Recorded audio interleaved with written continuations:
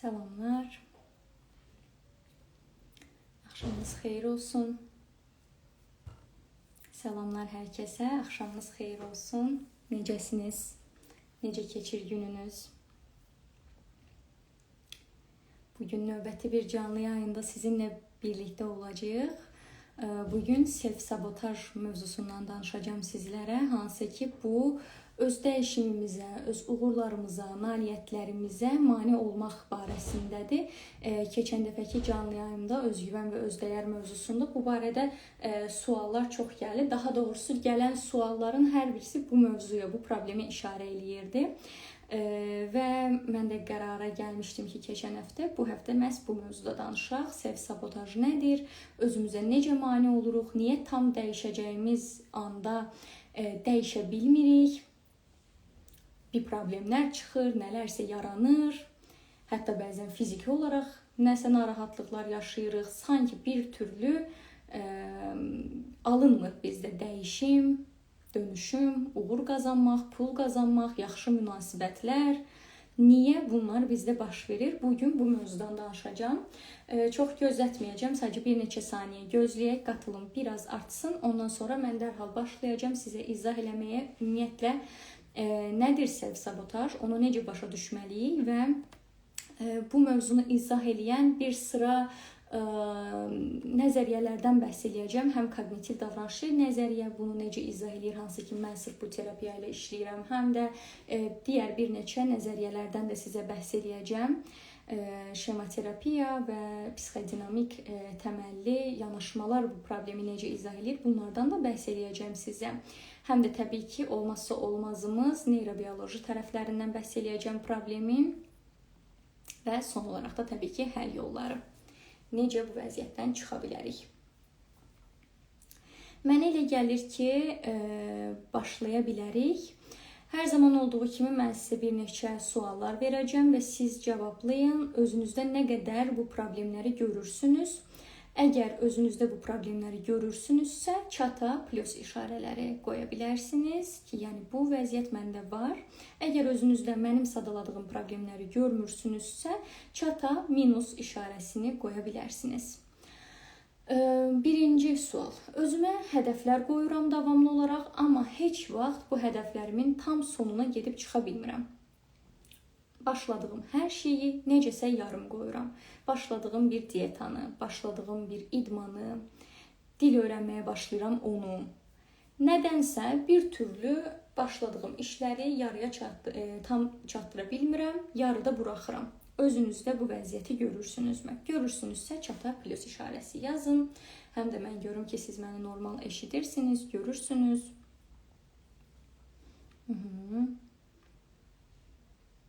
Plus qoyursunuz.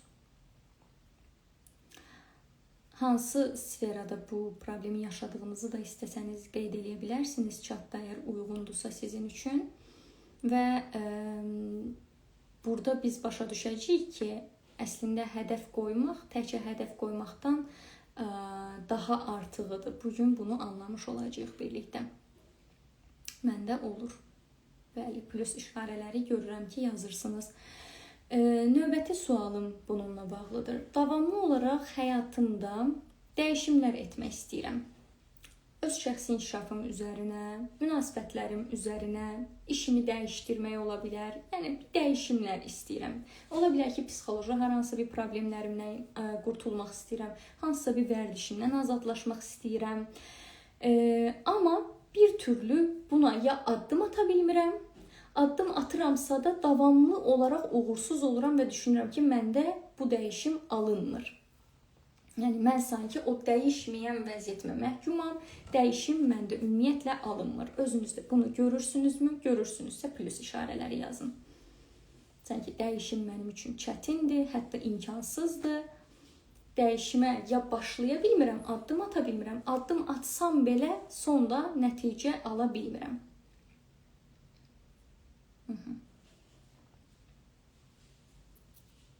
Salam, xoş gəldiniz. Yeni gələnlərdə xoş gəldiniz hər biriniz. Artıq plus işarələri yazırsınız. Yəni, dəyişim istəyirəm həyatımda, amma dəyişə bilmirəm. Ya addım ata bilmirəm, ya da ümumiyyətlə bu dəyişim yolunda bir yerdə sanki zəncir qırılır və mən uğursuz oluram. Üçüncü sualım, özümün disiplinli bir insan olduğumu düşünmürəm. Bir şeylərə başlasam da disiplinlə əlaqəli hər zaman bir problemim olur. Özünüzdə bunu görürsünüzmü? Yəni idmana başlayıram, həvəsim də olur, motivasiyam da olur, amma disiplinli bir şəkildə onu davam elətdirə bilmirəm bir nöqtədən sonra. Çox olur məndə, heç nə olmur. Plus yazırsınız.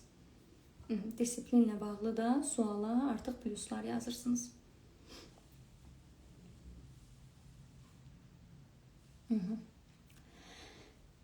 Deməli, bugün mən izah edəcəm bütün bu problemlərin əslində səbəbi nədir, kökü nədir? Ayrıca olaraq disiplin mövzusunu izah edəcəm sizə. Ümumiyyətlə disiplin deyəndə biz nə anlayırıq və həqiqət nədir? Və bir də təbii ki, bunların necə üstəsindən gələ bilərik. Self-sabotaj dediyimiz zaman, self-sabotaj indi hal-hazırda sosial şəbəkədə də bu mövzuda çox paylaşımlar olur. Və biraz da yanlış bilgi kirliliyi də var bu mövzuda. İstərdim bunu düzgün anlayasınız. Nədir özümüzü sabote eləmək, sabotaj eləmək? Bu, özümüzün dəyişimimizə daxilən mane olmaqdır. Fərqində olmadan biz əslində özümüzə bir hədəf qoyuruq. Bu hədəfi çox istəyirik. Həqiqətən də ora gedib çatmaq istəyirik. Amma içimizdə bir tərəfimiz də var ki, bu hədəfə gedən yolda bizə mane olur. Bax, həmin o mane olan tərəfimiz ki, bunu müəyyən səbəblərdən eləyir, səbəbləri daha ətraflı, detallı danışacağım. Həmin o mane olan tərəfimiz bizə fərqində olmadığımız elə davranışlar etdirir ki, nəticədə biz hədəfimiz istiqamətində deyil də, hədəfimizin tam əksi istiqamətində müəyyən bir addımlar ata bilirik. Və buna görə də nəticədə başladığımız işlər yarım qalır, dəyişimi əldə edə bilmirik, hədəflərimizə çata bilmirik, uğursuzluqlara daimi olaraq düçar oluruq. Və bax, bu proses tam olaraq, yəni görünürdə heç bir maneə yoxdur. İstəsəydim bu hədəfimə çatardım. Məsələn, mən diyetaya başlayıram. İstəsəm bu diyetaya çata bilərəm. Yəni istəsəm disiplinli olsam, həqiqətən motivasiyalı olsam ki, bunu eləyə bilərəm, bunu da bilirəm. Bunu eləsəm, istədiyim çəkiyə gəlib çata bilərəm. Amma bunu bir şəkildə eləyə bilmirəm. O zəncir davamlı olaraq qırılır. Və o zənciri tamamlaya bilmirəm təməldə. Bax, bunu eləyən tərəfimiz özümüzü sabotaj eləyən, yəni mane olan tərəfimizdir bizə. Gəlin indi baxaq ki, biz hansı səbəblərdən özümüzə mane oluruq. Mən əsasən bugün koqnitiv davranışlı terapiya üzərindən sizə təbii ki, izah edəcəm. Bunun üzərindən də yenə tapşırıq verəcəm. Hər zaman olduğu kimi necə bunu özünüzdə işləyə bilərsiniz deyə. Amma ən başlıca psixoanalitik nəzəriyyədən bir maraqlı bir yanaşmanı sizə bildirmək istəyirəm. Bu da ağlınızın bir kənarında dursun. Bəlkə özünüzlə bağlı hansısa bir kilidi açar, hansısa bir fərqindəlik yaradar sizdə. Bu birlikdə sizdə qalsın. Psixoanalitik terapiyalara görə, hansı ki klassik psixoanaliz yaxud da psixodinamik təməlli nəzəriyyələrə görə bizlər əgər ailədə xoşbəxt bir mühitdə böyüməmişiksə, əgər anamız, atamız yaşadığımız evdə xoşbəxt deyildisə, məsələn, maddi olaraq sıxıntı çəkirdilərsə, yaxud da anamız deyək ki, şiddətə məruz qalırdısa, ailədə xəstə, problemli bir fərd var idisə, bu tip hallardakı ailədə bir bədbəxtlik ssenarisi hökm sürür. Ailədə məni yetişdirən valideynlərim, anam və atam xoşbəxt deyildilər. Bu zaman biz dərinlərdə özümüzü xoşbəxt olmağa layiq görmürük. Çünki biz təməldə valideynlərimizin övladıyıq, düzdürmü? Və bir uşaq olaraq da öz valideynlərimiz tərəfindən daim sevilməyi və daim onlar tərəfindən onlara yaxın olmağı istəyirik. Bu nə deməkdir? Yəni, birdən mən səhv bir şey eləsəm, valideynlərim məni tərk eləyər. Biz uşaq ikən bu tərk edilmə qorxumuz, düşüncəmiz çox daha yüksək olur. Böyüdükcə bu tərk edilmə qorxusu, əgər sağlam bir mühitdə yaşayırıqsa, böyüdükcə bu tərk edilmə qorxumuz azalır və tamamilə aradan qalxır. Çünki mən başa düşürəm ki, mən valideynlərimin övladıyam. Onlar, yəni mənim seçimlərim nə olursa olsun, zaten məni tərk etməyəcəklər. Ola bilər mən onlarla problem yaşaya bilərəm, amma tərk edilmək tamamilə fərqli bir mövzudur. Amma uşaq ikən biz bunu ayırd edə bilmirik və xüsusilə də hələ şərtli seviliriksə, məsələn, valideynimiz deyirsə ki, 5 gətirməsən, bax indi görərsən günüvü, yaxud da 2 aldım, bir həftə səndən danışmayacağam, indi görərsən mən başqasının anası olacağam, səni dettoma verəcəyik, səni nə bilim küçəyə atacağıq və s. kimi uşaq səhvlərinə görə qınanılır, şantaj edilirsə valideyn tərəfindən, yaxud da yalnızca uğurlarına görə sevilirsə, uşaqda belə bir düşüncələr yaranır ki, mən yalnız bir şeylərdə uğurlu olduğum zaman və valideynimi məmnun elədiyim zaman onun üçün dəyərliyəm, sevilirəm və valideynim yalnız bu halda mənim yanımda qalır. Eyni zamanda da uşaq düşünür ki, aha, deməli valideyn məni tərk etməyəcək, mən daim tərk edilməmək üçün bir şeylər etməliyəm. Və self-sabotaj mövzusunda da əgər mənim valideynlərim evdə bir bədbəxtlik ssenariləri yaşayırdılarsa, mənim atam, anam evdə xoşbəxt deyildisə, o zaman bizim içimizə dırnaqarası desək, xroniki bir layiq olmamaq duyğusu düşür. Yəni, əgər mənim yaşadığım evdə anam xoş bir gün görmürdüsə, mən də xoş gün görməməliyəm. Çünki əgər bunu eləsəm, anama xəyanət eləmiş olacağam. Çünki anam xoşbəxt deyildi bu illər ərzində. Bunu eləsəm, anamı üzmüş olar, bilərəm. Anam məndən artıq uzaqlaşmış ola bilər. Bu səbəbdən də içimizə belə bir düşüncə gəlir, düşür ki, yəni bir toxum. Sanki mən də xoşbəxt olmağa layiq deyiləm, çünki məni dünyaya gətirənlər xoşbəxt deyildi. Mən pul qazanmağa layiq deyiləm, çünki atam hər zaman borc içində üzürdü. Mən sağlam olmağa layiq deyiləm, çünki anam hər zaman xəstəliklərlə mübarizə eləyirdi. Anam yaxşı bir evlilik keçirməyib, ona görə mən də xoşbəxt münasibətlərə layiq deyiləm deyən ən təməldə belə bir inancımız olur. Ən təməl inanclarımızdan birisi. Və bu layiq olmama duyğusu elə özümüzü sabotə eləməyin, yəni özümüzə mane olmağın ən başlıca səbəblərindən birisi olaraq qəbul olunur ki, mən təməldə özümü ən dərində bütün bu yaxşı şeylərə layiq görmürəm. Ümumiyyətlə, arxa planda belə bir zehnim var ki, mən xoşbəxt olmamalıyam, bədbəxt olmalıyam. Buna görə də daim bu cür bədbəxt olacağımız bənzər ssenarilər yaşadırıq özümüzə.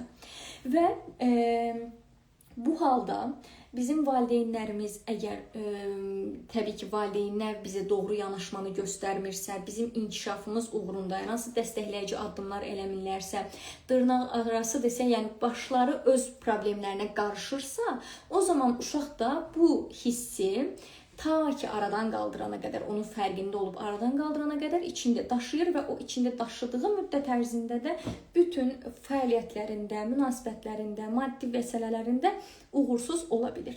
Çünki təməldə mən zaten uğurlu olmamalıyam kimi özünə qoyduğu bir tələb var. Amma bu tələbinin təbii ki, fərqində deyil. Burada bir sual gəlmişdi deyəsəm. Məndə var, səhv edərəm, nədənsə kimsə nəyəsə deyəndə 100 dəfə fikirləşirəm, ona görə səhv.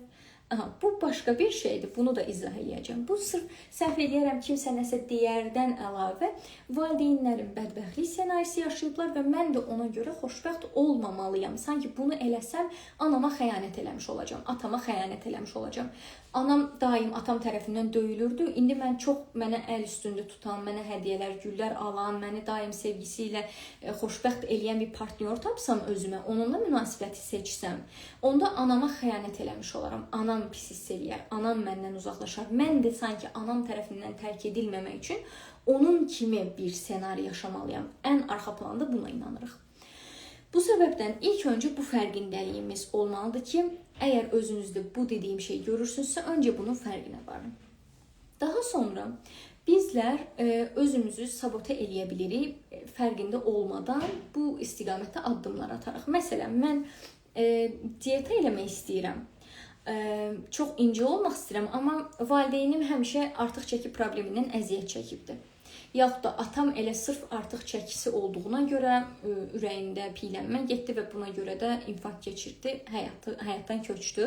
Ona görə də mən əslində arıqlamaq istəyirəm. Məntiqli bir tərəfim başa düşür ki, arıqlasam mənim sağlamlığım üçün yaxşıdır. Amma hədəfimdə çatacağım o nöqtə mənə necə hiss elətdirir? Valideynimə xəyanət eləyirəm düşüncəsi hiss elətdirir arxa planda. Ona görə də bu düşüncəmi, yəni o məntiqli tərəfimi bastırıram və o dietamın tam əksinə hərəkətlər eləməyə başlayıram. Bəs yaxşı, yanlış seçim etmək, bir nəfər pis çıxanda deyirəm ki, elə də çıxır. Amma elə olduğunu təxmin elədiyiniz halda yenə də bu insanı seçirsiniz, düzdürmü? Hədəfiniz nədir bəs? Hədəfiniz sağlam bir münasibət qurmaqdırmı insanlarla, istər şəxsi olsun, istər dostluq münasibətləri olsun, yoxsa qeyri-sağlam insanlar seçib onlarla münasibət qurmaqdırmı? Qeyri-sağlam münasibətləri seçməkdir hədəfinizsə, əgər düz yerdəsiniz. Amma əgər sağlam münasibətləri seçməyi içdənçə istəyib, amma insanlardakı problemi gördüyünüz halda gedib onları seçirsinizsə, bu artıq özünü sabotajdır. Ya da özümdə qüsur axtarıram ki, məndədir səhv, bəlkə, Bu yenə keçən dəfəki özdəyər mövzusuyla da bağlıdır. O canlı yayını da dinləməyinizi tövsiyə eləyərəm. Mən beləyəm, qüsur axtarıram, özümdə ona görə də sevilmədiyimi düşünürəm. Keçən dəfəki özdəyər mövzusunu da dinləyin. Çünki biz nə qədər ki özümüzün dəyərinin fərqində deyilik, o zaman daim kənardan təsdiq axtarışında da oluruq. Və bu da təbii ki münasibətlərdə özümüzü sabote eləməyimizin bir səbəbidir. Tanıya bilmirəm heç kəsi, yaxşı gördüklərim pis çıxır yazırsınız. O zaman burada biraz yetkinləşməyə və real baxmağa da ehtiyac ola bilər. Davam eləyək, yenə suallar olarsa baxacağım. Sonda da suallarınız olarsa ən sonda cavablandıracağım mövzu ilə bağlı suallarınızı. Növbəti bir məsələ nədir? Bizim ümumiyyətlə hədəfimizin sonunda çatacağımız o deyək ki imaj, o nədirsə, bu bizə müəyyən başqa duyğular gətirir və buna görə də hədəfimə çatmağı nə qədər çox istəyən tərəfimlə birlikdə, həm də bu hədəfə çatmağı heç istəməyən bir tərəfim var içimdə. Çünki əgər bu hədəfə çatarsam, bir şeylər olacaq və bəlkə də bu mənə günahkar hiss elətdirəcək, bəlkə də bu mənə özümü məyus hiss elətdirəcək, bəlkə də bu mənə təşviş verəcək. Bir mənfi duyğular yaşaya bilərəm bu hədəfimlə bağlı, hansı ki bu duyğulardan da qaçmaq və qorunmaq üçün o hədəfimə doğru getməməyi seçirəm. Məsələn, deyək ki, yenə çəki üzərindən bir nümunə verəcəm. Salam, xoş gəldiniz. Yenə çəki üzərindən bir nümunə verəcəm. Məsələn, mən çəki atmaq istəyirəm. Əslində arıqlamaq istəyirəm. Bəlkə 20 kiloqrama yaxın arıqlamaq istəyirəm mən. Amma baxıram ki, əslində bunun fərqində olmuruq çox zaman. Bu bizim arxa planda avtomatik gedən düşüncələrimiz olur. Baxıram ki, mən çəki atsam nə olacaq? Bu çəki atmaq mənə hansı faydalar gətirəcək? Bəlkə də məsələn, mən çəkim olduğuna görə münasibətlər qura bilmirəm. Çünki özümü tam olaraq bəyənmirəm və özgüvənim aşağı düşür ki, bu sağlam bir yanaşma deyil. Amma təbii ki, nümunə üzərindən davam edirəm. Çəkim çox olduğuna görə özgüvənim aşağı düşür. İnsanlarla qarşı cinsdə münasibət qura bilmirəm. O zaman demək ki, mən çəki atsam, qarşı tərəflə münasibət qurmamağım üçün bir maneə qalmayacaq ortada. Bu səbəbdən də çəki atmağa müqavimət göstərirəm. Çünki çəki atmaq bərabərdir münasibətlərə atılmaq. Münasibət qurmaq da mənə stresli, daha öncə heç eləmədiyim, qorxuducu bir şey kimi gəldiyi üçün özümə burada mane oluram. Yaxud da mən deyək ki, imtahana hazırlaşıram. Amma özümə daim imtahana hazırlaşarkən mane oluram.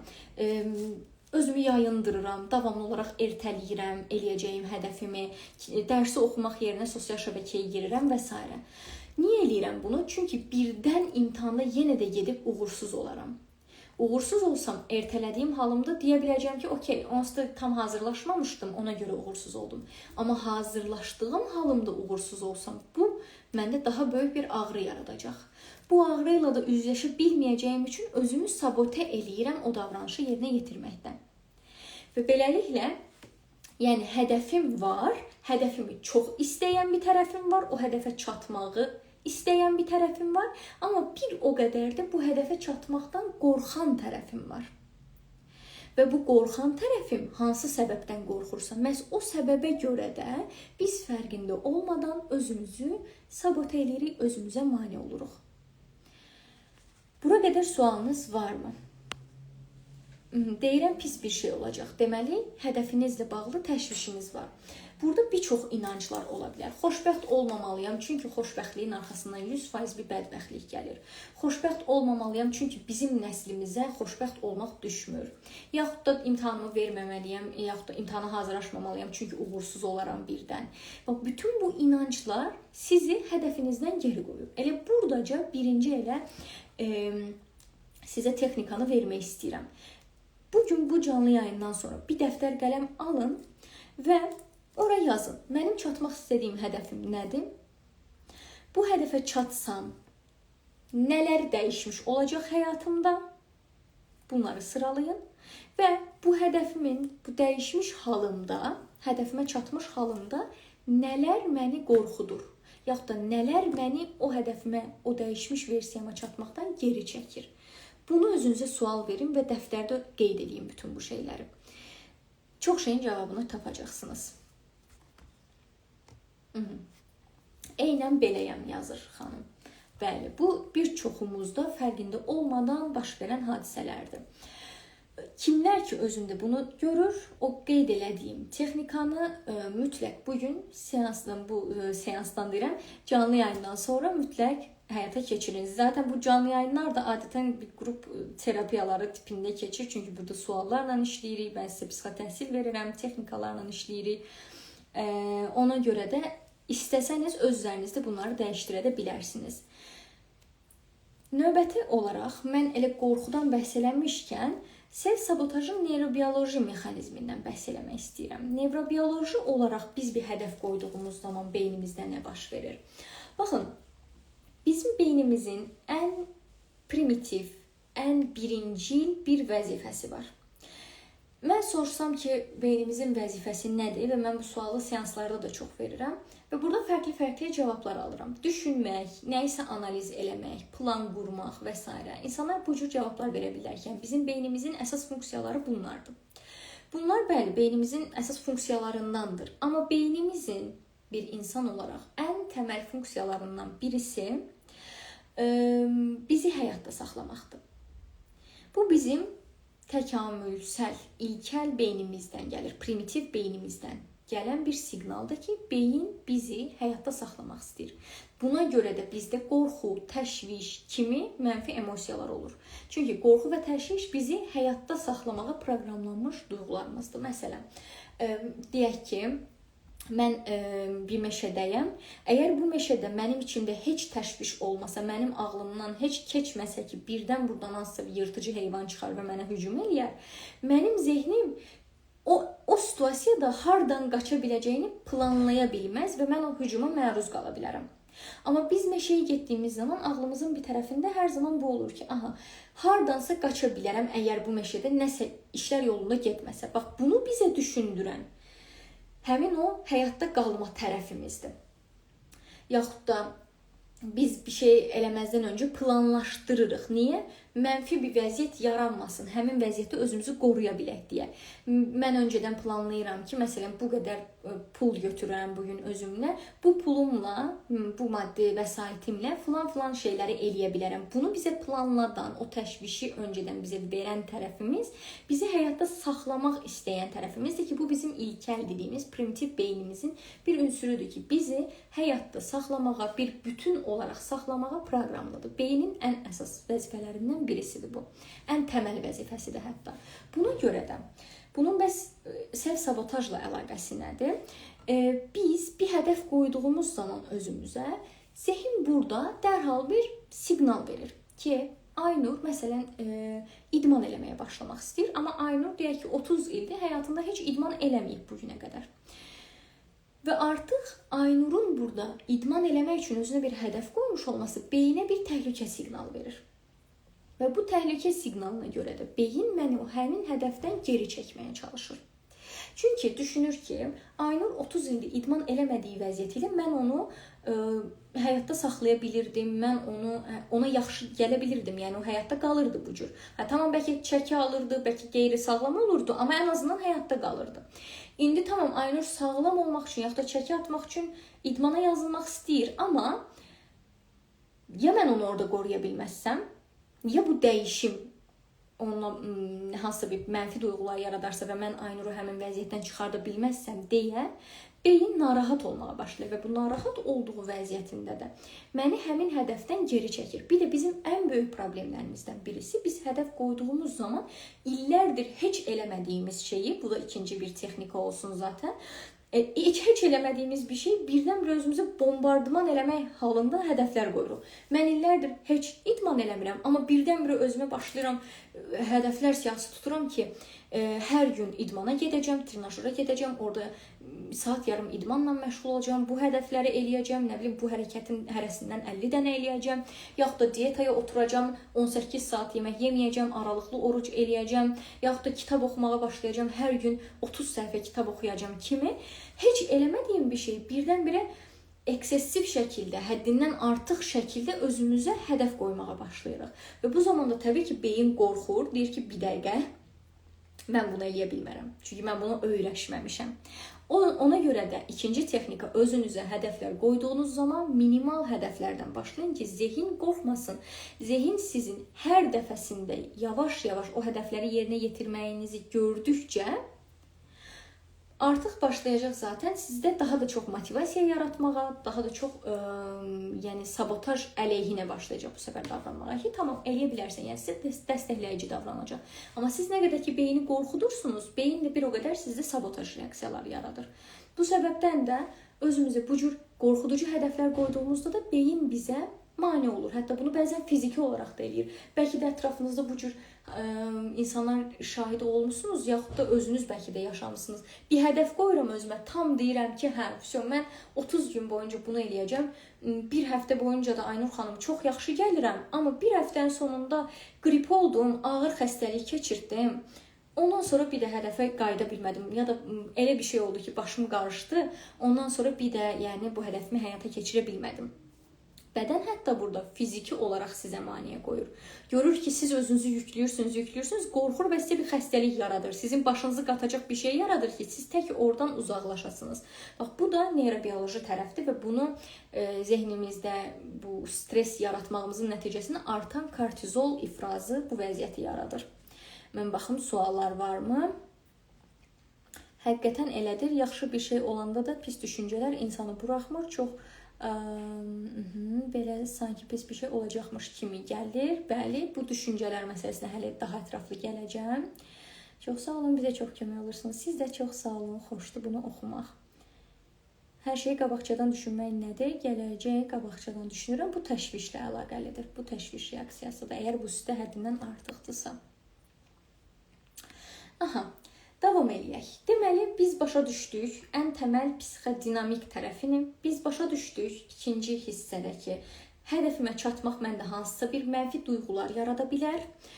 Qorxu, günahkarlıq və s. bu duyğularıma görə hədəfdən uzaqlaşa bilərəm və biz başa düşdük neyrobioloji aspektini. İndi gəlin baxaq digər tərəflərinə. Hədəfimizlə bağlı müəyyən inanclarımız ola bilər. Və bu inanclar bizi həmin hədəfdən geri sala bilər. Baxın, xanımın yazdığı kimi yuxarıda.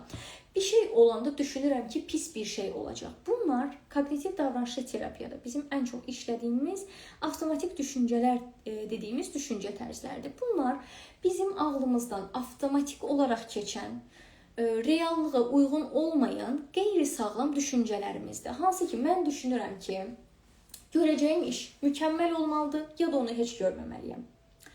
Yaxud da mən düşünürəm ki, yəqin ki, pis bir şey olacaq, buna başlamayım. Yaxud da mən düşünürəm ki, mən bunu eləsəm, insanlar birdən mənim haqqımda pis düşünərlər. Zehin oxuma düşüncə xətasıdır. Biz bunlara deyirik avtomatik düşüncələr, yaxud da düşüncə xətaları. Baxın, niyə avtomatik düşüncə və düşüncə xətası? Çünki bu bir düşüncənin xətasıdır, xətalı bir düşüncədir və avtomatikdir. Avtomatik olaraq biz fərqində olmadan o bizim zehnimizdən keçir. Mən hal-hazırda dediyim üçün siz özünüzdə bunu analiz edib oraya yaza bilirsiniz ki, mən o anda belə düşünürəm. Amma bunu düşündüyünüz an siz bu düşüncənin fərqində adətən olmursunuz. Çünki bununla işləməyə öyrəşməmiş oluruq. Bu düşüncənin fərqində olmuruq və avtomatik olaraq bu düşüncə zehnimizdən keçir və biz düşüncəyə cavab veririk artıq, hədəfimizə yox. Hədəfim mənə nə deyirdi? Hədəfim deyirdi ki, İdmanını elə, kitabını oxu, yaxud da pəhrizini elə. Hədəfiniz hər nədirsə, ingilis dili öyrən, fərqi yoxdur. Amma mən nə deyirəm? Birdən bunu eləyərəm, xoşbəxt olaram. Birdən sonra həyatımda nəsə başqa bir şey pis gedər. Nədir artıq bu? Xətalı bir düşüncədir. Bunun olacağına bir sübutun varmı? Bu bir falçılıq düşüncəsidir, düşüncə tərzi olaraq. Bunun olacağına bir sübutun varmı? Həqiqətən yaxşı bir şey olsa arxasınca pis bir şey olacaq deyə. Həyatımda bunu təsdiqləyəcək sübutlarım varmı? Təsdiqləməyəcək sübutlarım varmı? Bəlkə də ola bilər həyatımda bir dəfə şansı olub ki, yaxşı bir şey yaşamışam, arxasınca pis bir şey gəlib. Amma bəlkə də 10 dəfə yaxşı şeylər yaşamışam, heç arxasınca pis nəsə gəlməyib. Amma mən o bir dəfəni seçib deyirəm ki, hə, mən yaxşı bir şey yaşamamalıyam, yaxud da hədəfimə çatmamalıyam. Çatsam arxasınca pis bir şey olacaq. Görürsünüz, avtomatik bir düşüncə məni hədəfimdən geri salır, mane olur mənə. Yaxud da düşünürəm ki, mən bunu eləsəm, mən bu canlı yayında danışsam, birdən kimsə gələr orada məni tənqid eləyər, mən ona cavab verə bilmərəm. Nədir bu? Avtomatik bir düşüncədir. Bəlkə də əksinə mənim canlı yayınım kimlərsə tərəfindən çox sevilə bilər. Yoxsa da ingilis dili öyrənirəm, birdən insanlarla danışa bilmərəm. Sübutun varmı buna? Yaxud da birdən ingilislərlə danışaram, mənə lağlağa eləyərlər.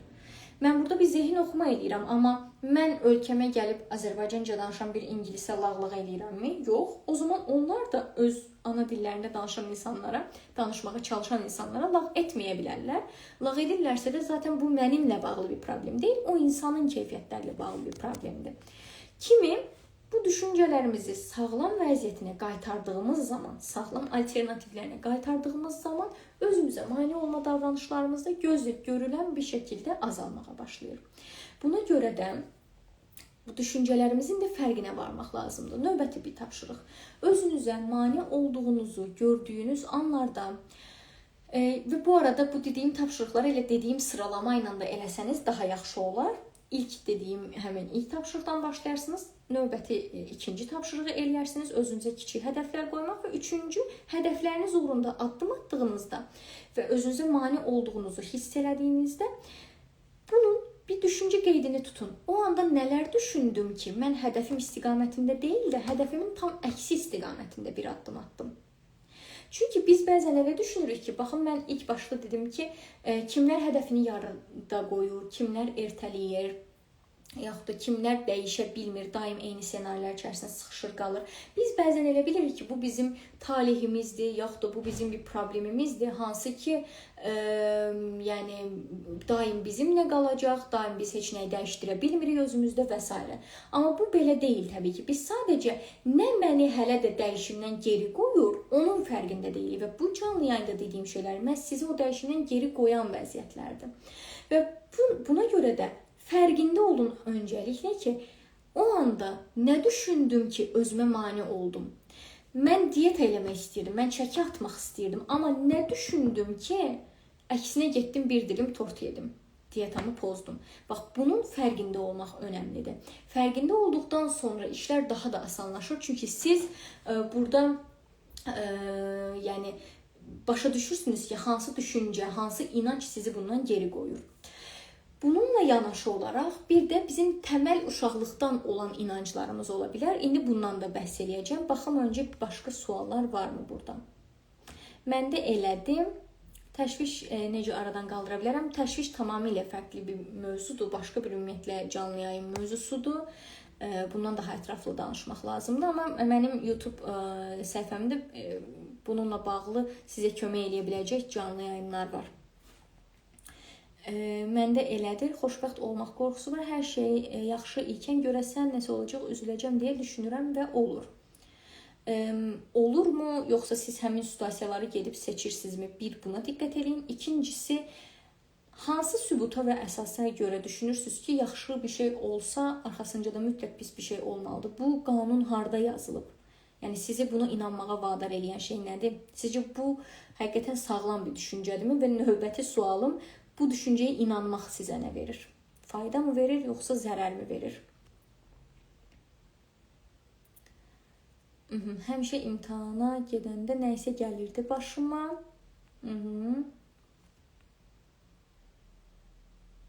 Mən də elə deyirəm, sanki imtahana gedəndə nə isə gəlirdi başıma. Bəzən də ola bilər ki, imtahana gedəndə mən o qədər təşviş yaşayıram ki, istəyirəm elə başıma nəsə gəlsin ki, sonra bu mənim üçün bir icazədir. Yəni mən imtahana gedirdim, bax filan şey başıma gəldi deyə mən həmin gün uğursuz oldum. Elə buradan bəhs eləmişkən növbəti bir məsələdən də bəhs edeyim. Uğursuzluq qorxusu. Bizi self-sabotaj eləməyimizə gətirib çıxaran şey uğursuzluq qorxusudur. Mən hədəfimə çata bilməyəcəyimə inanıram. Bir şeylər etsəm belə uğursuz olacağıma inanmıram içdən-içə. Uğurlu olacağıma inanmıram içdən-içə, üzr istəyirəm. Və buna görə də bir şəkildə özümü sabote edirəm ki, gedib o nəticəyə birdən çataram, həqiqətən uğursuz olaram və mən bu ağrıya dözə bilmərəm. Ona görə də özümə mane oluram. Məsələn, mən sabah imtahan verəcəm və qorxuram ki, birdən uğursuz olaram imtahanda və bu gün təsadüfən miqren atakım tutur mənim və heç bir dərs oxuya bilmirəm. Nə oldu? Psixosomatik bir reaksiya yaratdım özümdə. Miqren atakım tutdu. Sabah imtahandan uğursuz olsam, nə deyə biləcəm? Dünən çox pis miqrenim tutmuşdu, heç nə oxuya bilmədim. Yaxud da imtahana hazırlaşıram, rəfiqəm partnyorundan ayrılıb ağlayır. Mən əslində normalda olsa bəlkə də deyə bilərəm, başqa bir işim olsa, vacib bir işim olsa, bəlkə də rəfiqəmə deyə bilərəm ki, tamam bunu danışaq səndən biraz, amma mən sonra gedim dərsimi oxuyum, sabah imtahandan gəlim yenə daha detallı danışaq. Bəlkə də bunu deyə bilərəm, amma mən nə edirəm? Rəfiqəmlə həddindən artıq məşğul oluram. İmtahana hazırlaşmaq yerinə enerjimi ora sərf edirəm, imtahana hazırlaşa bilmirəm. Biz sabah üçün özüm artıq bir icazəm var ki, mən dünən özümdən asılı olmadı, bu səbəbdən dolayı imtahana hazırlaşa bilmədim. Çünki özümü nədən qorumuş oluram? Uğursuz oldum inancımdan, uğursuz olmaqla üzləşməkdən qorumuş oluram. Özüm sanki beynimi kodlayıram ki, pis nəsə olacaq. Uşaqlıqda böyüklərdən həmişə eşidirdim ki, çox güldük, Allah axırını xeyir eləsin, çox güldük, ağlayacağıq. Baxın, bu düşüncəni və sizin timsalınızda da digər bütün bu tipdə düşüncələrə sahib olan fərdlərə bunu deyirəm. Bu tip düşüncələrinizin siyahısını çıxardım. Mən hansı düşüncələrlə özümə mane oluram və həmin düşüncələrin üstündən bir xətt çəkin. Qaralayın yəni həmin cümləni və qarşısından sağlam variantını yazın.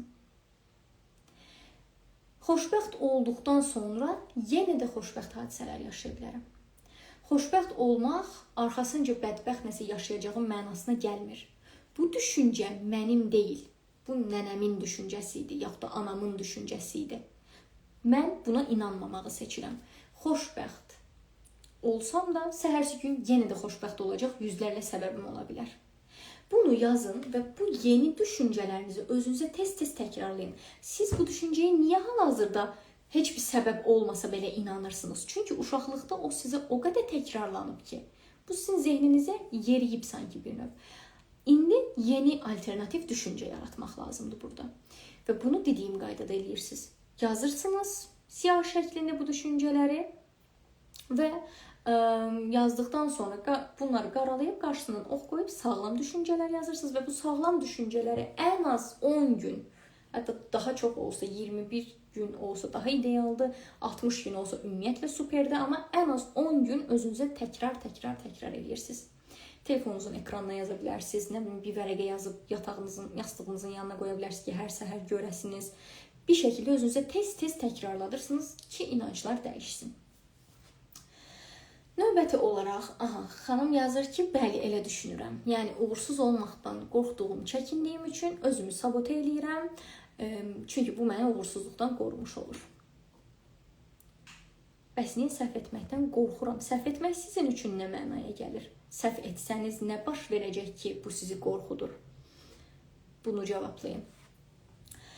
Və burada uğursuzluqla yanaşı, yəni uğursuzluqda belə davranışlar da ola bilər. Məsələn, mən qorxuram ki, birdən heç kim məni işə götürməz. Ona görə də ümumiyyətlə iş axtarmıram. Yəni başdan bunu eləmirəm. Mən qorxuram ki, məsələn, bir Instagram səhifəsi açmaq istəyirəm və bu Instagram səhifəsini açsam, İnsanlar birdən məni tənqid eləyərlər, bu tənqiddən qorxuram. Ona görə də səhifəni açmamaq üçün əlimdən gələni edirəm. Hər işimi görürəm, hər şeyi eləyirəm. Amma bir şəkildə vaxt tapa bilmirəm dırnaqarası desək. Niyə dırnaqarası deyirəm? Çünki bunlar özümüzə taxdığımız maskalardır. Özümüzə qoyduğumuz o verdiyimiz icazələrdir ki, mən özümə icazə verirəm ki, hə də bu şey daha vacibdir, bunu eləyim, sonra səhifə ilə məşğul olaram. Yaxud da mükəmməliyyətçilik maskası taxırıq burada ki, hə, qoy mükəmməl olsun, qoy ətraflı araşdırım, ondan sonra mən bu işi görərəm və s. şəklində bir çox maskalar taxırıq özümüzə. Və bütün bunlar bizi uğursuz ola biləcəyimiz nəticədən qorumuş olur. Mən keçən yay nə qədər yenə CV atdım, cavab gəlmədi. İndi daha heç yerə atmıram, CV bezdim. Aha, bir şeyi də başa düşmək lazımdır. Bəzən uğursuz ola da bilərəm. Və neçə yerə CV atmışsınız? 5, 10, 15. Siz hər ay 100-150 yerə CV atırsınızmı?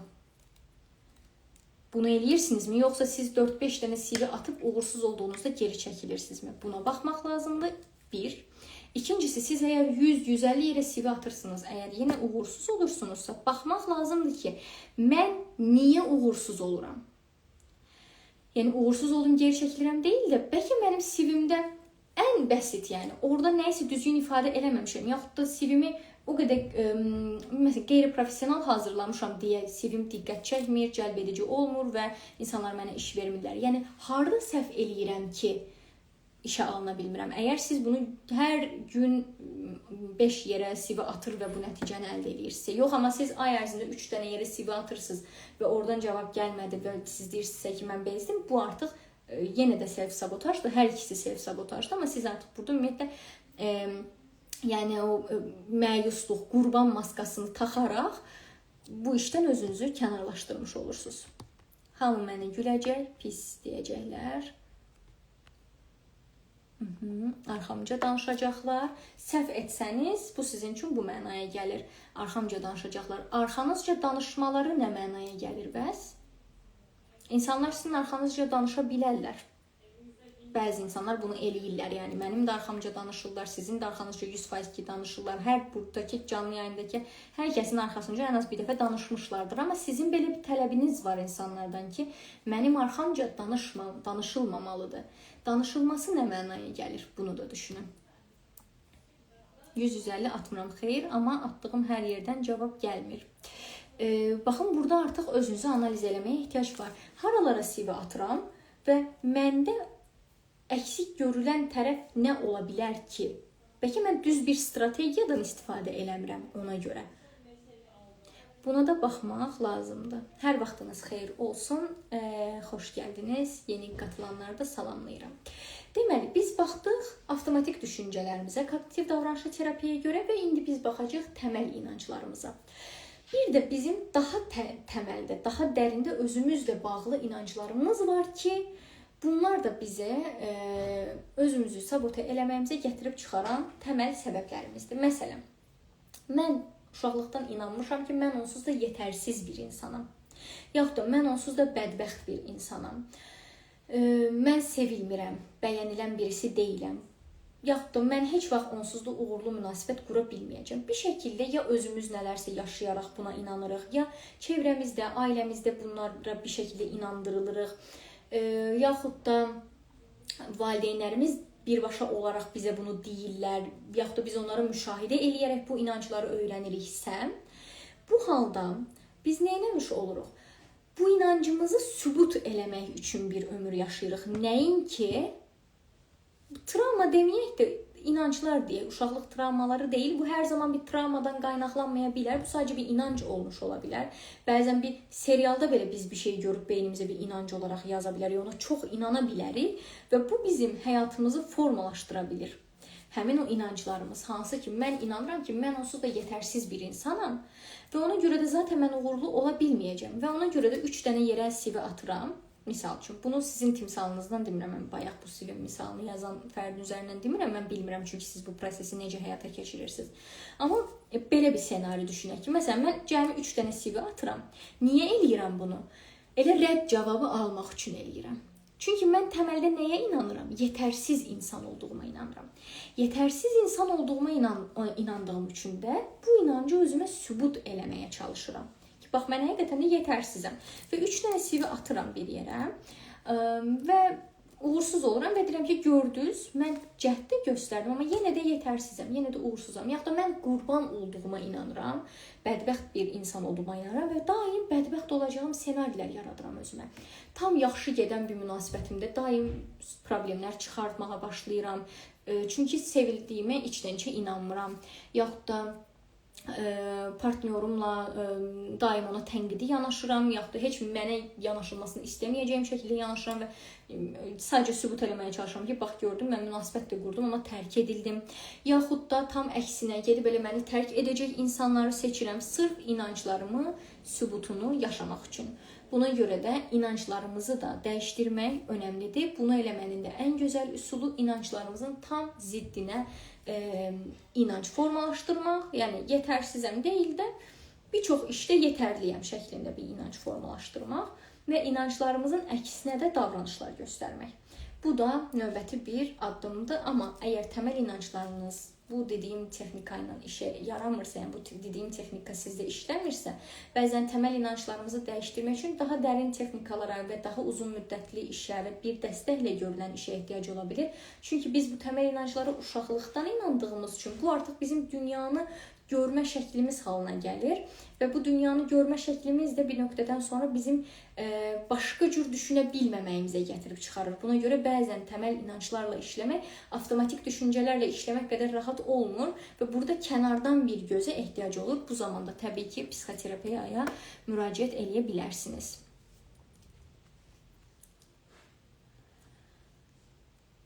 Salam, mənim 2 övladım var. Kimi xəstəliyini eşidirəm, sanki elə bil o xəstəliklər gəlib bizi tapacaq və bu fikirlərə görə həqiqətən həyatımı doya-doya yaşaya bilmirəm, halbuki hər şey yolundadır. Bu artıq təşvişlə bağlı bir məsələdir. Sizdə təşviş problemi ilə bağlıdır bu. Təşvişiniz aradan qaldırılmalıdır. Daim xəstəlik qorxusu, özünüzün, yaxınlarınızın bir xəstəlik yaşaya biləcəyini düşünürsünüz. Bunun hardan sizdən qaynaqlandığını və bu qorxunun əslində tam olaraq xəstəlikdən deyil də əsasən nədən qorxursunuz, biraz o tapılmalıdır və bu qorxunun bəsləyən düşüncələr çürüdülməlidir. Bunun üçün terapiyaya yazıla bilərsiniz. Çünki ümumiyyətlə bu canlı yayının da mövzusu deyil və fərdi olaraq işləsəniz daha sürətli nəticə əldə edə bilərsiniz burada. Deməli, biz təməl inanclarımızdan da danışdıq. Biz başa düşdük ki, avtomatik düşüncələrimiz var, təməl olan bir qism inanclarımız var və bizlərin müəyyən bir layiqliklə və s. ilə bağlı inanclarımız var və neyrobioloji aspektləri var. Özümüzü sabote eləməyin, özümüzə mane olmağın. Bax, bütün bu səbəblər, bütün bu versiyalar bizim istədiyimiz dəyişimi əldə edə bilməməyimizə gətirir, çıxarır. Bir də təbii ki, biraz daha spesifikləşdirim bu düşüncələrdən birini götürsək, hər kəs tərəfindən bəyənilmə, təsdiq alma ehtiyacımızda özümüzü sabote eləməyin bir digər üsulu ola bilir. Məsələn, mən dəyişmək istəyirəm, tutaq ki, çəki atmaq istəyirəm. Amma qorxuram ki, çəki atsam birdən, nə bilim, mənə lağlıq eləyərlər. İnsanlar məni o vəziyyətimdə qəbul eləməzlər və buradakı qəbul görmə ehtiyacım mənim çəki verməkdə özümü sabote eləməyimə gətirir, çıxarır. Yaxud da mən savadlı biri olmaq istəyirəm, bir şeylər öyrənmək istəyirəm, amma düşünürəm ki, birdən yoldaşım məni o halımla bəyənməz.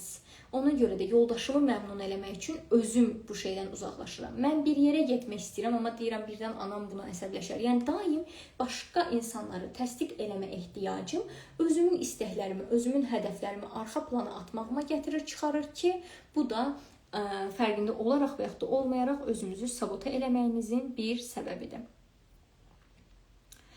Mən axır vaxtlar belə bir inanca gəlmişəm ki, belə bir nəticəyə gəlmişəm ki, əgər biz daxili təbiətimizin məsuliyyətini öz əlimizə alsaq, azad olanda belə yolumu çaşıram filan artıq olmur. Əla, bəli, bunun üçün də fərqindəlik lazımdır. Çünki artıq özünü kontrol edə bilirsən. Bəli, bu tam yetkin insan düşüncəsidir. Hansı ki, o düşüncələrinin fərqindədir, onları kontrol edə bilir və sağlam düşüncələrlə onları əvəz edə bilir. İnsan özünü tanımaq üçün hansı sualları verməlidir? Bu barədə çox daha ətraflı danışmışam. şuurlu fərqindəliklə bağlı yayında və həmin yayınla bağlı hətta tapşırıqlar göndərmişəm Instagramdakı broadcast kanalıma. Həmin canlı yayını dinləyin, daha sonrasında da həmin tapşırıqları həyata keçirin. Mən nədənsə cəmaatın fikri ilə çox gedirəm. Bu təsdiq asılılığıdır. Daxili özünün təsdiqiniz nə qədər aşağı olarsa, başqalarının təsdiqinə də bir o qədər ehtiyac duyuruq. Bunu da mütləq xatırlayaq. Mən bir qeydlərimə baxım, çünki qeydlər götürürəm hər dəfə canlı yayınlarda sizə çatdırmaq istədiyim mövzularla bağlı. Toxunmadığımız nələr qaldı? Bunlara da bir baxaq. O sırada suallarınız varsa yaza bilərsiniz siz də.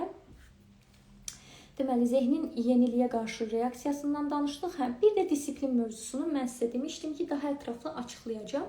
Deyək ki, siz özünüzdə bütün bu proseslərin hər birini çözdünüz. İndiyə qədər danışdığımız məsələləri. Hansı ki, tamam, beyninizə artıq birinci xırda hədəflər qoyursunuz, müqavimətlərinizin fərqindəsiniz, özünüzə mane olduğunuz düşüncələrin fərqindəsiniz. Bütün bunların fərqindəsiniz və yenə də bir nöqtədə disiplin əksikliyi yaşayırsınız. Motivasiya və disiplin əksikliyi yaşayırsınız. Bu nədən qaynaqlanır? Bu nədənsə qaynaqlanmır. Bu tam normal insani bir reaksiyamızdır.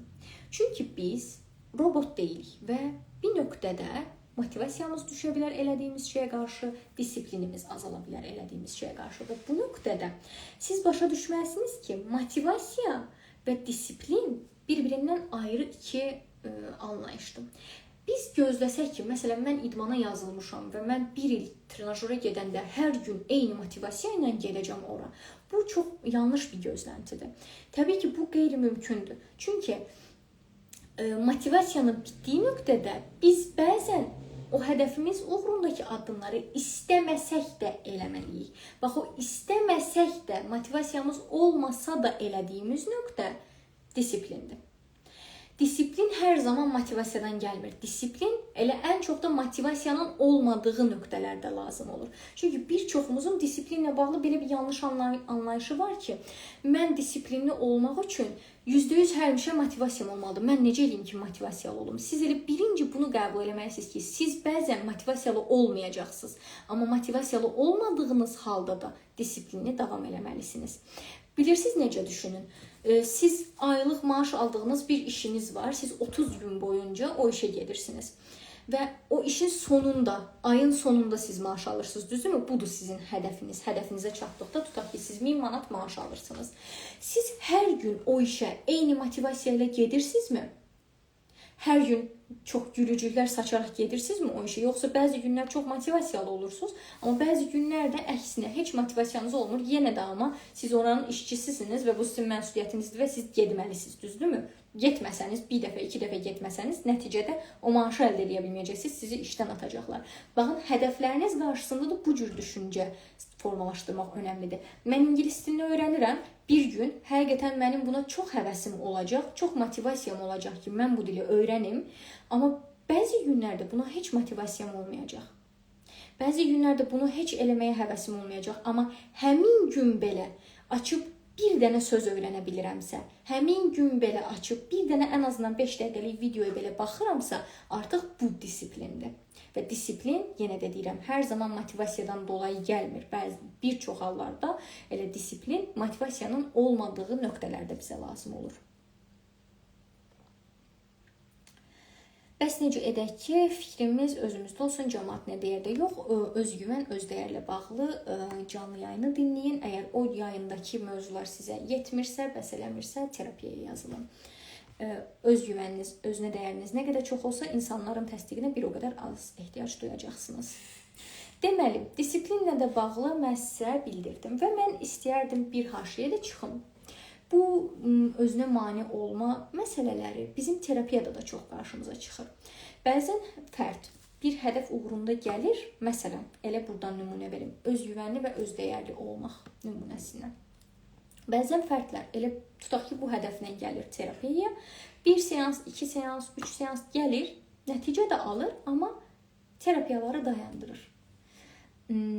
Növbəti seansı ləğv eləyir, yaxud da bu çox yayılmış bir məsələdir. Məsələn, rayona getdik, mən ondan sonra sizlə əlaqə saxlaya bilmədim, gün ala bilmədim, aylarda ona görə qoşula bilmirəm şəklində. Əslində bu nədir?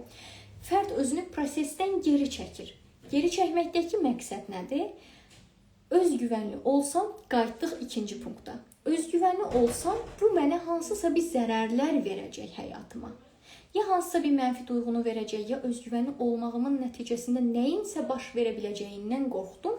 Ona görə də özümü geri çəkdim prosesdən və müqavimət göstərdim. Bu terapiyada müqavimət adlanır. Bəzən fərdlər müqavimət göstərir tapşırıqları eləməyərək, bəzən fərdlər müqavimət göstərir seanslara qoşulmayaraq, seansları ertələyərək daim və burada da baxmalıyıq dönüb özümüzə. Təbii ki, terapevt əgər fərd qoşulmağa davam eləyirsə, məsələn, tapşırıqları eləmir, ertələyir, bu zaten terapiyalarda danışılır. Müqavimətlər, burada hədəf yenidən gözdən keçirilir. Bu hədəfə çatsam bunun mənə zərərləri nədir, faydaları nədir? Mən niyə hədəfimə getmək əvəzinə əksinə gedirəm bu yolu? Bunu görmək önəmlidir. Bu arada hər bir prosesdə, hər birimizdə müqavimət olur, amma bu müqavimət olduğu halda prosesin üstünə də gedə bilərik, prosesdən qaça da bilirik. Qaçmağı seçdiyimizdə bu bir problemdir. Çünki biz uşaqlıqdan öyrəşməmişik o yeni fərqli tərəfimizə və bu bizi qorxuda da bilir ki, birdən dəyişsəm nəsə baş verər, yeni bir insan yaranacaq. Bu zamanda biz prosesdən özümüzü geri çəkə bilirik. Və bu nöqtədə təbii ki, terapiyaya davam edirsinizsə, bu terapiyada danışılır. Amma terapiyanızı müqavimət göstərərək, əgər içinizdə belələri varsa ki, müqavimət göstərdim, getmədim daha sonrasında və s. özünüzə bu sualı verin. Niyə dayandırdım? Gedib terapiyada qoyduğum hədəflərə çatsaydım, bu mənə hansı zərərlər verə bilərdi? Siz deyə bilərsiniz ki, hədəfə çatmağın nə kimi bir zərəri ola bilər ki? Heç bir zərəri. Amma yaxşı düşünün bu haqda. O hədəfə çatsam, bunun mənə mənfi tərəfləri nə ola bilər? Məsələn, mən özgüvənli olmağa özümə hədəf qoyuram. Amma qorxuram ki, birdən özgüvənli olsam, onda məsələn, mənim yoldaşım mənə çox hörmətsizcə davranır. O zaman mən onun hörmətsizliklərini artıq daha çox dözmək istəməyəcəm və ondan ayrıla bilərəm. Onda deməli, özgüvənli olmaq mənə sərf eləmir bir nöqtədə. Buna görə də nə edirəm? Özgüvənli olmaq yolunda özümə mane oluram. Yaxud da mən sərhəd qoymağı öyrənsəm, birdən insanlar artıq, mən çünki həmişə hər kəsə verici olmağa, sərhəd qoymamağa öyrənmişəm. Yalnız bu şəkildə insanlar tərəfindən bəyəni aldığıma inanıram. Birdən insanlara sərhəd qoymağı həqiqətən də öyrənsəm, bu mənim üçün problem olar. İnsanlar artıq məni bəyənməzlər. Ətrafında məni bəyənən insan qalmaz. Baxın, bu cür qorxularımız, bu cür narahatlıqlarımız, bu cür səbəblərimiz özümüzə mane olmağımıza, müqavimət göstərməyimizə gətirib çıxara bilir. Və self-sabotaj tam olaraq elə bu müqavimətləri anlatan bir məsələmizdir. Texnikalardan da mənə elə gəlir ki, bəhs elədim sizə, hansı ki buradan fərqinə varmalıyıq, ümumiyyətlə şuurlu şəkildə fərqinə varmalıyıq biz. Kimlər ki, burada əksiklik yaşayır, şuurlu şəkildə özünün, düşüncələrinin, duyğularının, bədən reaksiyalarının fərqinə varmaqda, şuurlu fərqindəliklə bağlı canlı yayını dinləyin. Və bu canlı yayındakı tapşırıqları öncə eləyin. Öz düşüncələrinizlə, duyğularınızla yenidən kontakt qurmağı öyrənin. Daha sonrasında da artıq daha dərin bu mövzuları işləyə bilərsiniz. Çünki birinci etap hər zaman düşüncələrimizin, duyğularımızın fərqinə varmaqdır. Digər bir tərəfdən özünüzün, deyək ki, artıq fərqindəsiniz, bir çox mövzuda düşüncələrinizi oxuya bilirsiniz, anlaya bilirsiniz. Self-sabotaj mövzusunda fərqindəlik üçün özünüzə bir kiçik bir dəftərçə tutun. Bu kiçik dəftərçəyə yaxud da bloknota hər gün qoymaq istədiyiniz, çatmaq istədiyiniz hədəfinizi yazın. Məsələn, kitab oxumaq. Bu kitab oxumaq, hər gün 10 səhifə kitab oxumaq kimi bir hədəfim var. Və mən burada, bu vərəqdə, dəftərdə hər gün yazacağım. Bugün hədəfimi tamamladım mı? Bugün bu hədəfimlə bağlı nələri bacardım? Plusum 3 dənə bu hədəfimlə bağlı bacardığım bir şey. Məsələn, bugün həqiqətən də kitab oxudum, təzə bir kitab tapdım, bir dənə də əlavə kitab yüklədim internetdən. Misal üçün, bir dənə də bacardığınız şey ola bilər. Hər gün bunu yazırsınız, yəni günün sonunda özünüzə raport eləyirsiniz. Və bir dənə də yazırsınız, əgər hədəfinizə çatmaqda əks addım atmışsınızsa. Bu gün özümə hansı məqamda və hansı səbəbdən mane oldum. Amma ən önəmli bir haşiyə, bunu eləyərkən özünüzü qınamaq, danlamaq, özünüzlə qeyri-sağlam tonda danışmaq, bax bunu bacarmamısan eləmək sizə fayda verməyəcək bu mövzuda. Siz biraz da müqavimət yaratmış olacaqsınız. Çünki zaten beyin bir müqavimət göstərir. Bir də siz beyinə göstərirsiniz ki, bax hələ mən bu hədəfə görə görsən hələ bir də nə qədər danlayıram. O beyin də təbii ki bunu yaşamaq istəmir. Bu səbəbdən də sizi 2 qat bu istiqamətinizdən, hədəfinizdən geri çəkəcək. Ona görə də özünüzlə şəfqətli bir tonda danışaraq mən bugün, yəni özünüzü anlamağa çalışın, mühakimə eləməyə, yargılamağa deyil də özünüzü anlamağa çalışaraq ki, bugün mən özümə hansı məqamda mane oldum, hansı davranışı eləyərək mane oldum, sabah hansı davranışı eləyə bilərəm ki, özümə mane olmayım, əksinə hədəfim istiqamətində addım atım. Baxın, bunları elədiyiniz zaman özünüzdə dəyişim istiqamətində, dönüşüm istiqamətində, hədəfləriniz istiqamətində ciddi bir irəliləyiş görəcəksiniz. Mən baxım, suallar varmı? Varsa cavablayaq. Özgüvənimizi necə bərpa edə bilərik? Hardan qaynaqlanır ki, biz özümüzə güvənmirik? Keçən həftəki şeydə, bu nə oldu? Mən bunu daha ətraflı izah eləmişdim.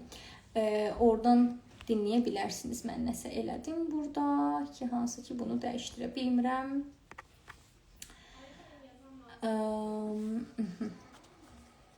Baxaq. Bəli. Özünüzə həmin canlı yayını izləyə bilərsiniz, dinləyə bilərsiniz. Tamam, düzəldi deyəsən. Baxaq. Başqa suallar varmı?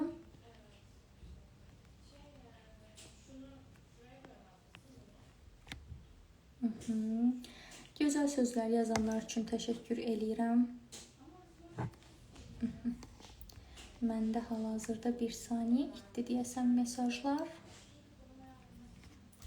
Baxaq nələr yazmısınız. Suallarınız varmı mövzu haqqında əlavə olaraq? Suallar varsa qeyd eləyin.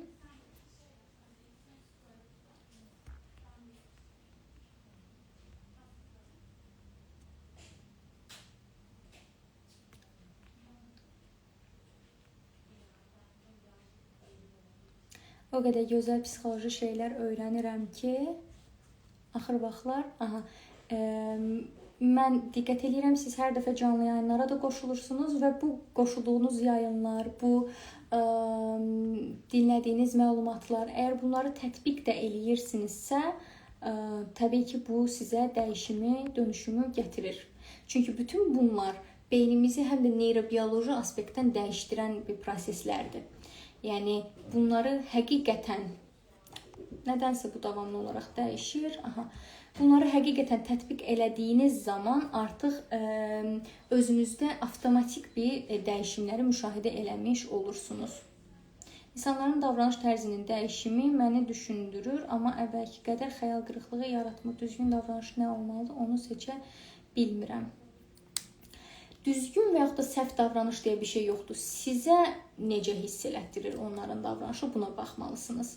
Onun elədiyi davranış özünə görə çox düzgün bir davranış ola bilər, amma bəlkə də sizin qəbul etmədiyiniz bir şey ola bilər. Yaxud da sizə mənfi təsir edən bir şey ola bilər ki, hansı ki bu davranış bir başqasına təsir etmir. Məsələn, sizin bir podruqanız var, o hər şeyi çox birbaşa deyən bir insandır və siz yəni bundan çox narahat olursunuz. Bu sizi narahat hiss elətdirir, amma sizin bir başqa podruqanız da var ki, onun bu davranışlarından heç narahat olmur. Sizə mane olursa, sizə pis hiss elətdirirsə bu davranışlar, onlara sərhəd qoya bilərsiniz. Əsəbimizi necə idarə edir? Siz şuurlu fərqindəliklə bağlı canlı yayını bir dinləyin. Orada bu suala biraz aydınlıq tapacaqsınız. Dəyərli həmkarım, bəzən məqsəd qoyduğumdan sonra pasiyentlər sabahki gün onu unudur, eyni motivasiyada olmurlar. Bu barədə nə deyə bilərsiniz? Bəli, tam olaraq bu da müqavimətlərlə bağlı ola bilir. Bir də ola bilər ki, pasiyentin həmin hədəfə çatmaq üçün resursu yoxdur. Və ona görə də qoyduğu hədəfi ona çətin də gəlmiş ola bilir. Pasiyent resurslarını öncəliklə bərpa etməlidir. Bəzən məsələn fərd depressiya da gəlir, hansı ki, onun bioloji olaraq da resursları yoxdur bu davranışı eləmək üçün. Amma pasiyent hədəf qoyur özünə sağlam münasibətlər qurmaq, yeni münasibətlər, yeni tanışlıqlar eləmək. Amma pasiyent depressiyadadır. Biraz bu tərəfinə də baxmaq lazımdır ki, pasiyentin qoyduğu hədəfi həqiqətən birinci növbədə onun əsl problemidirmi, real problemidirmi və eyni zamanda da pasiyent hədəf qoyub hər zaman buna eyni motivasiyada qalmaya bilər. Məhz elə bu dediyimiz sabotaj, müqavimət mövzularından dolayı. Bu zaman pasiyentin hədəflərinə bir də bu istiqamətdən baxmalıyıq. Hansı ki, bu hədəfinizə çatsanız, yəni hansı müqavimət davranışlarını göstərir o, tapşırıqlarımı yazmır, yaxud da artıq düşüncələrimi dəyişir. Biraz buranı sorğulamağımıza ehtiyacımız var ki, məsələn, hansı səbəbdən sizcə bu həftə tapşırığı eləyə bilmədiniz? Bəlkə tapşırıq sizə çətin gəldi, yaxud da niyə, əgər eləmək istəmədinizsə, hansı səbəbdən sizcə keçən həftə bunu istəyirdiniz, sizcə bu həftə dəyişən nə oldu ki, artıq istəmirsiniz deyə sorğulana bilər. Və burada müqavimətlər varsa da biraz müqavimətlər sorğulana bilər ki, əgər bu hədəfinizə çatmış olsaydınız, o reallığınızda, həmin versiyanızda sizə bu dəyişimin mənfi getiriləri nə ola bilər? Məsələn, kimsə deyə bilər ki, dəyişsəm qorxuram birdən insanlar məni bəyənməz, dəyişsəm qorxuram birdən məndə alınmaz, uğursuzluq qorxusu ola bilər. Hər hansı müqaviməti varsa o işlənməlidir. Bu arada sizi burada görmək çox xoş oldu. Çox sağ olun, xoş sözlər yazanlar üçün də minnətdaram. Mən qısa müddət qala bilməyənə qədər dərs oxuya bilmirəm. Önəriniz varmı bu haqda? Bu ümumiyyətlə çox yayğın görünən bir davranışdır. Son gün oxumaq. Adətən bu da təşvişə verdiyimiz bir reaksiya olur bizim. Hansı ki, son günə qədər o təşvişim yaranır, imtahanla bağlı o stresim yaranır və stres mənim diqqətimin daha çox dağılmasına gətirir, çıxarır. Və diqqətim yayındıqca mən başlayıram gah sosial şəbəkəyə baxmağa, gah başlayıram insanlarla ünsiyyət qurmağa və s. Ona görə də hələ də vaxtım da olduğuna görə bu diqqətimi toparlamaq üçün də çox nələrsə eləməyə cəhd eləmirəm. Əslində yayınmaq həmin günlərdə mənim özümü qorumağa, o stressdən azad olma şəklimdir. Mənə qısa müddətli rahatlama verən bir vasitədir, yəni həmin anda yayınmış olmaq. Amma son gün qalanda artıq yayınmağa vaxtım qalmadığı üçün stresli də olsam məcbur eləyib özümü oxumalı oluram. Buna görə də yayındığınız zaman, o son günə qədər yayındığınız zaman mütləq özünüzü sorğulayın. Hal-hazırda niyə dərs oxumağı yox da məsələn sosial şəbəkəyə baxmağı seçdim? Bir də təbii ki, burada dopaminlə bağlı da məsələlər var. Bunun dopaminlə bağlı danışarkən hər zaman deyirəm, səhifədə də bu barədə çox paylaşıram. Özünüzə nə qədər çox dopamin artırıcı şeylər versəniz, diqqət səviyyənizdə bir o qədər düşür lazımlı fəaliyyətlərinizə. Məsələn, siz nə qədər çox sosial şəbəkəyə baxsanız gün ərzində, beyin bir o qədər sizdən qısa müddətli həzləri tələb edir. Ona görə də siz 5 saatlıq dərsi artıq oturub oxuya bilmirsiniz. Beyin burada sizə müqavimət göstərir.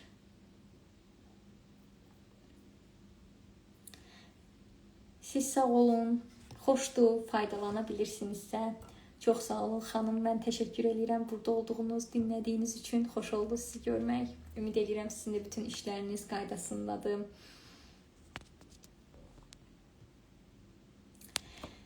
Bu qədər. Məncə 1 saatdan artıq danışırıq və əgər başqa suallarınız yoxdursa, mən canlı yayını yekunlaşdırmaq istəyərəm. Görürəm ki, artıq yeni suallar yoxdur. Ona görə yavaş-yavaş canlı yayını yekunlaşdıra bilərik. Sizlər də yaxşı ki varsınız. Çox sağ olun. Bu cür geri dönüşləriniz məni daha çox motivasiya eləyir ki, mən bu canlı yayınları davamlı şəkildə eləyim. Baxın, bu dediyim cümlənin özü belə bugünkü elə mövzumuzla əlaqəli oldu sonluqda. Bir nöqtədə də hədəflərinizə doğru getdiyiniz o kiçik addımlarınızda özünüzü mükafatlandırmağı da bilin. Özünüzün uğurlarınızı, nailiyyətlərinizi görməyi, dəyərləndirməyi də bacarın. Çünki bu da sizi motivasiya edir daha disiplinli və davamlı olmağa hədəfləriniz yolunda. Özünüzü daim tənqid eləməkdən, öz davranışlarınız üçün özünüzü daim mühakimə eləməkdən biraz uzaqlaşın, biraz buna ara verin və biraz da bacardıqlarınızı görməyə fokuslanın. Bu sizi daha yaxşı olmaq üçün motivasiya eləyəcək, nəinki daim özünüzü tənqid eləmək.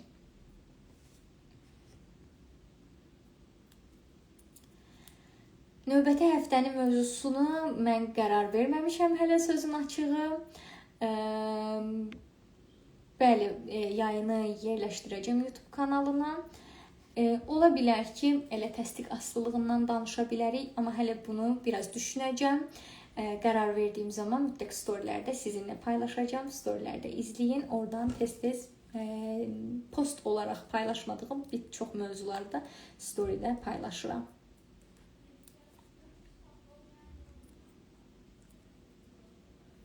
Allah sizi də qorusun. Təşəkkür edirəm. Gecəniz xeyrə qalsın. Xoş oldu sizinlə bu həftədə görüşmək. Növbəti həftə çərşənbə axşamı yenə də saat 9-da sizinlə bərabər olacağıq. Gecəniz xeyrə qalsın. Sevgi ilə qalın.